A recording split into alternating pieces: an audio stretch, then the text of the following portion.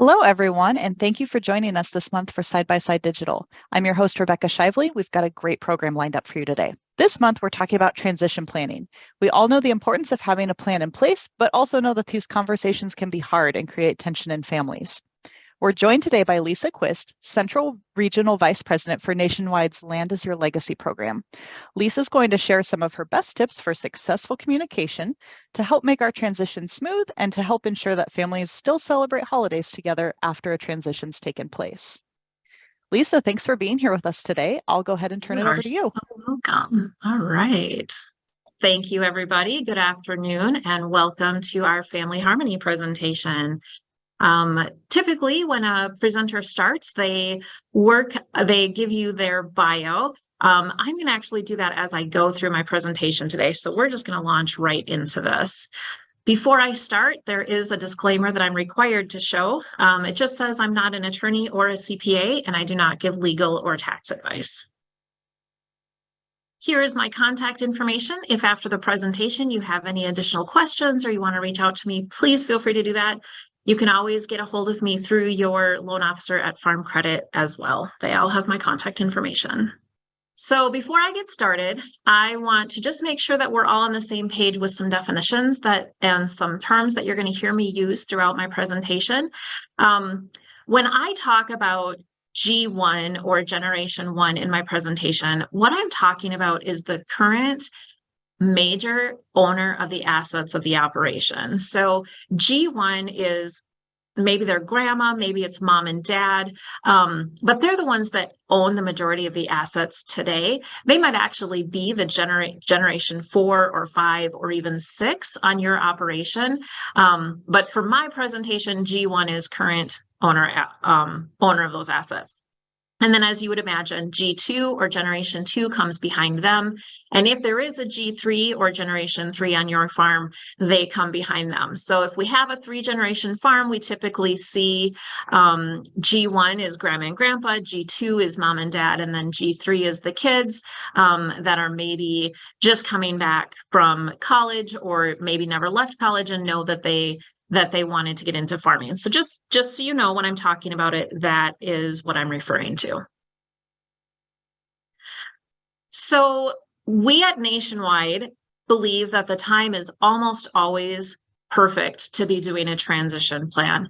There is a lot at stake for the incoming generations, particularly Generation 2 and Generation 3, if this work is not done or not done properly. If you've come back to the farm at any stage in your life and you've put all of your resources into running this family farm, if that then does not successfully transition, you stand to lose quite a bit.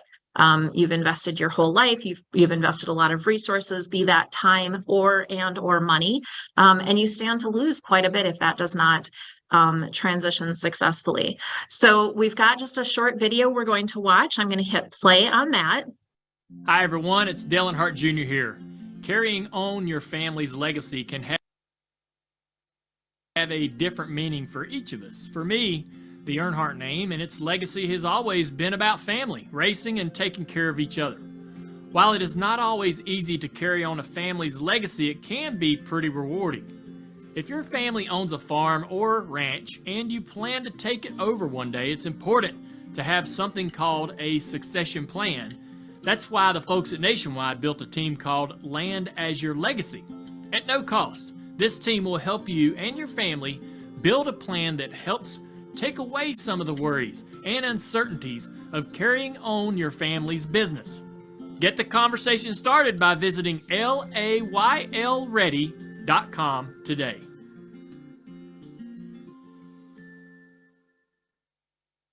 So whether you're familiar with NASCAR or not, whether you're a big racing fan or you know very little about it, you probably recognize Dale Earnhardt Jr. Most people know that his father was killed in a racing accident just over 20 years ago. But what a lot of people don't know is not only did Dale Jr. take over the racing legacy with his family, the Earnhardts actually own a family farm. So the cornfield he's standing in front of for that video is actually the Earnhardt family farm, which is why he has agreed to be our spokesperson, because he understands how important this topic is. And Dale Sr.'s death is just one more example of how the transition can take place very unexpectedly. We work in a very, very dangerous industry. We all have stories of people who were killed tragically in a farm accident, or there was an illness or something, and the transition took place at a time when the family wasn't expecting it. So we know that having this conversation is an important thing to do. We also know that this is a very personal conversation and it's hard to share. There's a lot of information that needs to be talked about when you're doing a transition plan. Farmers tend to be very, very independent people, and it's hard to share this personal information. We hear from a lot of the people that we work with that the family dynamics is the hardest part of putting a transition plan in place. So that's what we're going to focus on today, is the family dynamics part of it. So here's my bio, chapter 1. I was born in Wisconsin, only lived there for a short time, moved to Minnesota when I was 3 years old. And my family lived on a small hobby farm. We were out in the country. My dad liked to pretend he was a farmer, but we never actually generated income from anything that we did. Every summer, it seemed like we had something different. Maybe we had ducks one summer, and then the next summer we had turkeys, and then we had chickens. And I was in 4-H. I showed rabbits in 4-H. So every year it was just something to keep my dad busy and fill our freezer. It was never actually our occupation. When I was 13 years old, my parents decided it was a really good idea to move this very rural family to a suburb of the Minneapolis-St. Paul area. So I was 13 years old. We moved. I actually attended a private school in downtown St. Paul. So I drove back and forth to St. Paul every day. I actually took my driver's test on the streets of St. Paul, Minnesota. And I loved it. I threw my country roots off as fast as I possibly could, and I really embraced the city life. I loved that I was part of the big city. So by the time I was a senior in high school, I had made the decision that I was going to study broadcast journalism, move to New York City, live in a huge high-rise with no grass or plants. I do not have a green thumb, and be the next Katie Couric. And then I met this guy the first day on campus. He was the 7th generation to run his family farm, and there was no chance he was going to move to New York City with me. So for this presentation, we were G2 in his family farm, even though, like I said, he was the 7th generation to run that family farm. And everybody told me that he was the child who everybody knew was going to be the farmer from the time he could walk and talk. So my New York City dreams went out the window, and we moved to the family farm after getting married in 1993. And I learned to embrace and really love that life as well. We were the typical Minnesota farm family. My in-laws lived directly across the sidewalk from us, maybe about 30 feet between our houses. We could actually see each other from our kitchen windows. So we just lived right across the sidewalk from my in-laws. I learned how to garden. They would till up my garden every year with the tractors and say, okay, here you go, here's your garden. And I don't have a green thumb, but I figured it out. We homeschooled our kids. Just really embraced the typical Minnesota country lifestyle and learned to really enjoy it. When we moved to the family farm in 1998, we were running 780 acres. And eventually, with our involvement, it grew to be a 1,200-acre corn and soybean operation. Important part of the story that we'll get to later, my husband has 9 brothers and sisters, and 9 brothers and sisters-in-law that we were trying to work with. We were the only ones on the farm. Everybody else had left and was doing something else. And one summer there was a field that needed some tiling work done. And so my father-in-law came to us and said, would you be willing to finance this tiling project? To which my husband responded, sure, absolutely. As soon as there is something in writing that gives us at least first right to buy or first right of refusal to that land that we're going to be investing tens of thousands of dollars into. Well, we all know that communication can be challenging. Little did we know just how challenging that conversation was going to be. So the statistics tell us that over the next 20 years, 70% of U.S. farmland is going to transfer hands to the next generation. It will be the largest single transfer of assets the United States has ever seen. And due to our producer age, the window for establishing this transition is shrinking. We need to be having these conversations today while we're still able to do that. And people tell us all of the time, the people skills are what they need help with. They understand the financial side of it. They know they need to go to the attorney and talk about the legal side of it. But the biggest challenge is relationships. And when you don't excel at communication, you can end up here. These are actual photos taken at our auction in 2012 when we made the decision to walk away from farming. So remember, we started the conversation in 2010. About the tiling and putting that money towards the operation. Unfortunately, the conversation got ugly, and it got ugly pretty fast. So my husband has 9 brothers and sisters. He has 9 brothers and sisters-in-law, none of them attached to farming. There was no death in the family. My father-in-law is still alive. He's still farming. But we looked forward. We were bumping up against our 40s, and when we had the conversation with my father-in-law, he was unwilling to do any sort of a transition plan. His response to us was, I raised your siblings to be good people. Nobody would ever do that to you. Nobody would ever force you to sell the farm out from underneath you and take that away from you. We did not feel like it was a financially responsible decision for us to just keep waiting, stay in farming, hoping that someday it would all work out. We were running 1,200 acres, like I said. And the only planning that my father-in-law did was a simple, what we call in the business, I love you will, which is a simple will that's going to divide all of his assets equally. Well, if you do a little bit of quick math, we're running 1,200 acres. That means we inherit 120, and we have to buy out the additional 1,080. We had very few assets to our name. There's not very many bankers out there. We were both farming full time. That was our only income. There's not very many bankers out there that are going to take on that kind of a risk. Land was selling at that time in our area between $10,000 and $12,000 an acre. So that's an awful lot of zeros. And we just didn't feel like it was a financially responsible decision. So on a cold December day in 2010, we sold out of our operation. And if you look on my screen, that circle, that's 2 of our 4 kids standing there watching everything that they knew get auctioned off that day. And one thing that I find really interesting as a mom is, as we were going through it, as you can imagine, it upended our life. We both thought we were going to be farming for the rest of our life. And all of a sudden on this day, it was all over. And we were so focused on rebuilding, we had to move and rebuilding, getting new jobs, new careers, kind of reestablishing ourselves. Our oldest child was 12 at the time. And we didn't really think about the impact it was having on them. We were just so focused on us. Well, if you fast forward to when my 3rd son was getting ready to go to college, we were sitting in the house. I was in the kitchen. He was in the living room with his girlfriend. It was an open concept house. They knew I could hear. And the girlfriend was getting frustrated because Josh, my son, was having a hard time making a decision about what to do for college and where he wanted to go. And I heard his girlfriend say, well, just make a decision. It's not that hard. Just make a decision.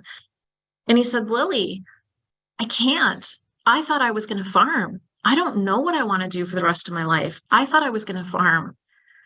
So if there's anybody on this call that is that generation 1, and this is a hard conversation, don't get me wrong, we know this is a hard conversation to have, but just keep in mind that this doesn't just affect generation 2 or 3, maybe the ones that are currently in the operation. It affects the small children that are there too, thinking that this is what their future is going to be as well.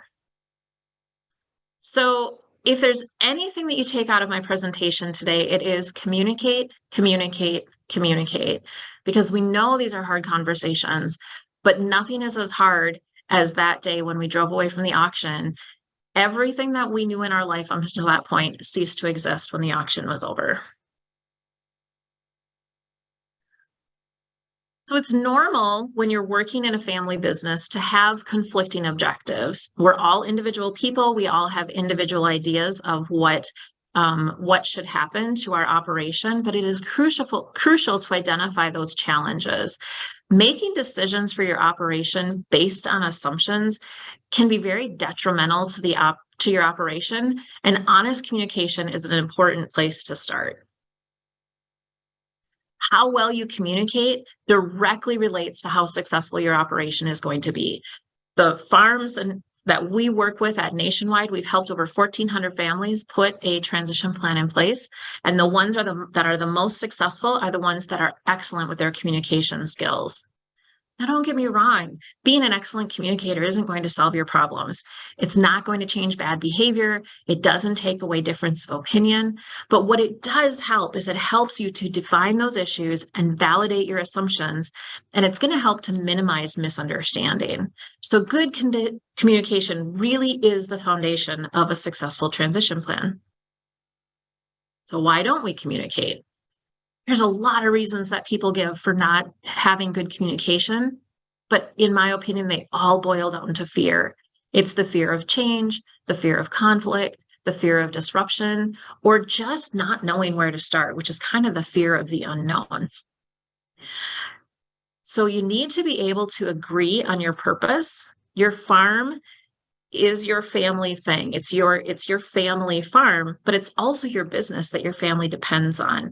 And we need to be thinking about it as a business and as the business that it is. I like to encourage the clients that I visit with, you really need to take off your farmer hat and put on your CEO hat. Because it's really what you are, is the CEO of a multi-million-dollar operation. So what do successful businesses do that we can emulate on our family farms? The first thing that I recommend is building a family mission statement and a mission statement for your operation. So some of these recommendations we're taking from the books of large corporations, because again, that's what you are. You're running a multi-million-dollar business. And they're going to feel awkward. When you implement these things, it's going to feel weird because maybe that's not how you've run your business before. But it will help to start that conversation, build that communication, and give you that roadmap for the decisions that you're making. So we talk about having a mission statement. So a mission statement outlines who does the work, why you do the work, what you do, and who you do it for. So all large companies have a mission statement. Nationwide's is protecting people, businesses, and futures with extraordinary care. That's Nationwide's mission statement. It's splashed all over our businesses, all over our marketing materials. And so what you want to do as a farm is come up with that statement that summarizes what you do as your business, why you do it, and who you do it for. And when you agree on that, then display it somewhere. Some people, maybe you have a farm office that everybody goes into every day. So you're going to display it in a place where it's big enough for everybody to see it, in a place where people are going to see it on a daily basis. Then when you've got your next big decision that comes up, you can use this family mission statement to help guide that decision process, because you can say, here's the decision we need to make. Here's our mission statement. So what decision do we need to make that aligns with that mission statement? It can kind of be your northern star, if you will, for your decisions going forward. To me, this is the most important piece of this whole discussion, is starting and being willing to have family meetings. So a few things, again, this is using your farm and running it like it's a business, which it is, and it's going to feel awkward. The first time that you have that family meeting, it is going to feel awkward. I've asked people when I do live presentations, how many of you have family meetings? And a few people usually raise their hands. And then I ask, how was it? And the answers I get back are awkward, or really uncomfortable, or really stressful. But it's a really important piece, and you need to be willing to get over that stress and awkwardness of it. And there's a few things that I recommend when you're starting to structure your family meetings. I often get asked, how often should we have family meetings? That really depends on your operation. I've heard things all the way from once a week to once a year. And it really depends on what's going to work for your operation. If it's a once a week, it's clearly going to be a pretty short meeting. Maybe it's Monday morning right after breakfast or something like that, and just kind of gets everybody on the same page for the week. If it's once a year, it's going to need to be a much longer meeting. So find what works for your operation. Once a month, twice a month, something like that is probably reasonable. And when you're having these meetings, make sure that you have an agenda. Just like you're going to run a business meeting in the corporate world with an agenda, I recommend having an agenda for your family business meeting as well. Everyone's going to have rules that they do. You need to have the person who's in charge of the meeting, the person who's making sure you're keeping your meeting on track, the person who's taking notes, your secretary. And I really recommend that sometimes you mix those roles up. So for a lot of operations, typically the person who's going to be in charge of the meeting, again, this is stereotypical, and I understand that every operation is different, but typically the person who's going to be in charge of the meeting is going to be dad or grandpa. And typically the person who's going to be the secretary is going to be mom or grandma or sister or a female in the room. Be willing to mix that up and have the person who's in charge of the meeting be your most mild-mannered, maybe soft-spoken person. You'll see that just changing those roles will change how people interact and have conversations in those family meetings. And I also recommend if your family, maybe you meet at the kitchen table for your business meetings. If that's what you do, I actually recommend that you physically change seats. So if you think about my family, I've got 4 kids. My husband sits at the head of the table. I sit to his left. All of my children are grown now. My youngest is 20. But when they are all home, my youngest sits directly to my left, and our second youngest sits directly to my husband's right. And the only reason they sit in those seats is because they were the youngest. And when my youngest was 1, she needed the most help eating, so she sits at my left. And when they're all home, they all still sit in those exact same seats. It's the craziest thing. They're all adults. They have their own homes. They have their own lives. But we get so used to this is what it is and this is how it should be. By making people physically change those seats, just that can make a change in the dynamic in that family meeting as well. The number one rule that needs to be in place when you're doing a family meeting is that it needs to be a safe space. If you're doing your family meetings and you fail at that rule, the safe space rule, it's not going to go well. Everyone in the room needs to know that they can talk about their ideas, they can share their concerns, maybe share their frustrations, and it's going to be safe and it's going to be respectful. And this is going to give you the opportunity in your operation to talk about different ideas and different things that maybe you want to try in your operation. So then the next rule that we're going to put into place is we need to get rid of the family gossip. This one's really, really hard. I know it's really, really hard. If I could go back and redo our farming situation, I believe that getting rid of the family gossip, if we could have been successful with that, would have been the one change we could have made that would have made the biggest difference for us. Remember, my husband has 9 siblings. So my husband would talk to his dad would talk to his wife would then talk to one of the kids, and then the game of telephone started. And you remember that game you played when you were a kid on the playground, and the first person would whisper something, and then it would go around the circle, and you'd whisper, whisper, whisper. And by the time you got to the end, it wasn't even close to what the very first person said. That's how the family gossip can tend to be. And if that's the way people are getting information, is through the game of telephone, through the family, they're not getting an accurate picture and an accurate representation of the conversations that have taken place. It's a really hard thing to do. It requires one person to be strong enough and willing to stand up and say, we're not going to do this. We're going to have these family meetings, and the family meetings is going to be your time to discuss your concerns, and we're not going to talk about it in a gossip kind of way. Again, I understand it's really hard to do, but really important. And then the next thing we need to decide is that we're going to avoid grudges. This particularly tends to be a generation 2 or generation 3 issue. Generation 1, grandma, grandpa, mom, dad, whoever that may be in your operation, still owns the majority of the assets, therefore still gets to make the final decision. And if you're having the family meetings, which we're assuming that you're having the family meetings, they're a safe space. That's your space to talk about your ideas, to make that case to generation 1.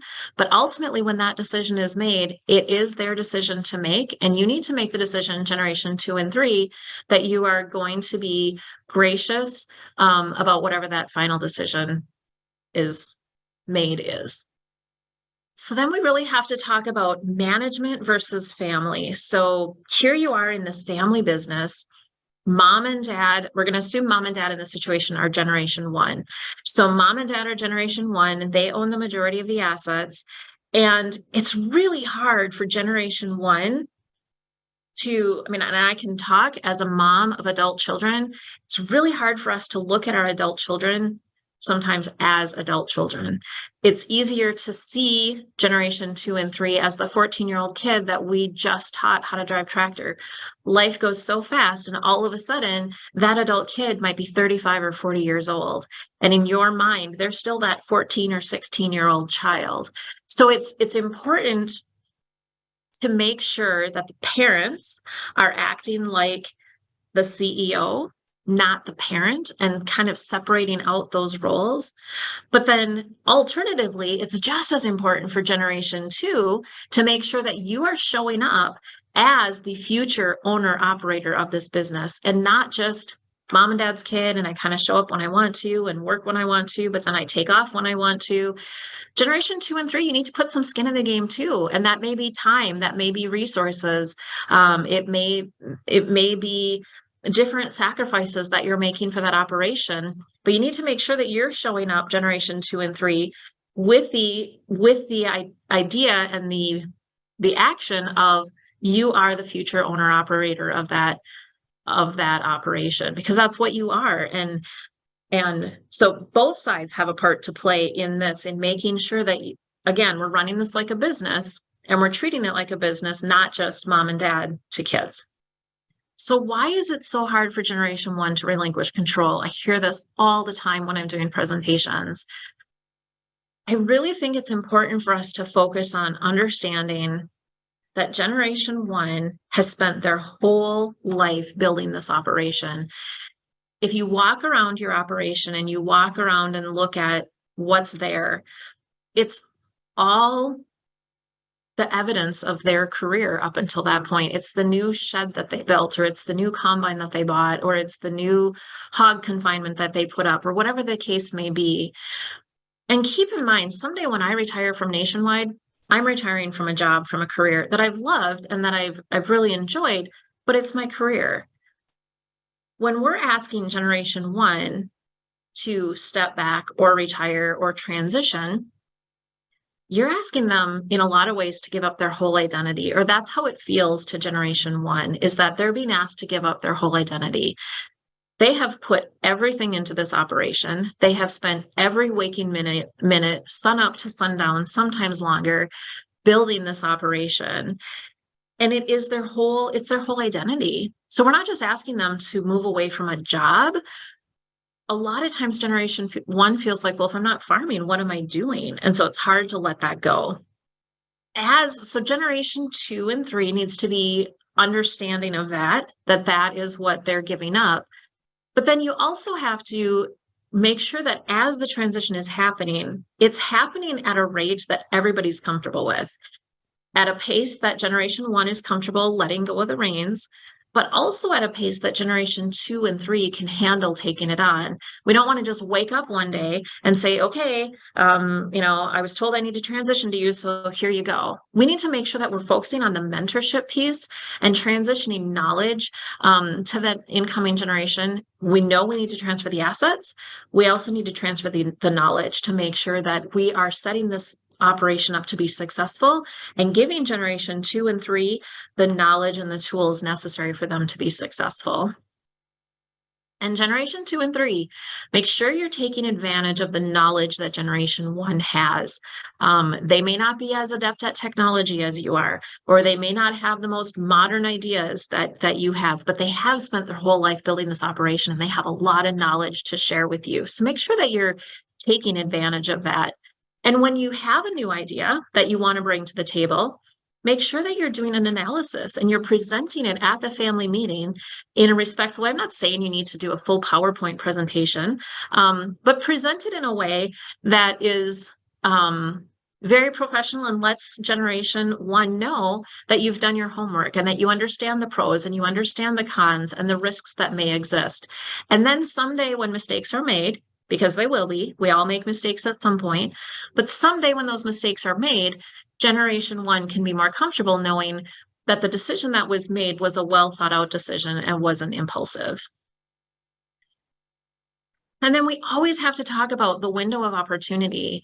Every operation out there has a window of opportunity for this transition to take place. Every incoming generation has a point where that window of opportunity will close. And please do not hear me. I don't want anyone to walk away from this presentation saying, Lisa said we should sell out of farming, because I don't want that. I am willing to put my story out there to help you be successful. I want your farms to transition successfully from generation to generation. But you have to understand that the kids who are on the farm, the kids who come back to farm, are giving up a lot.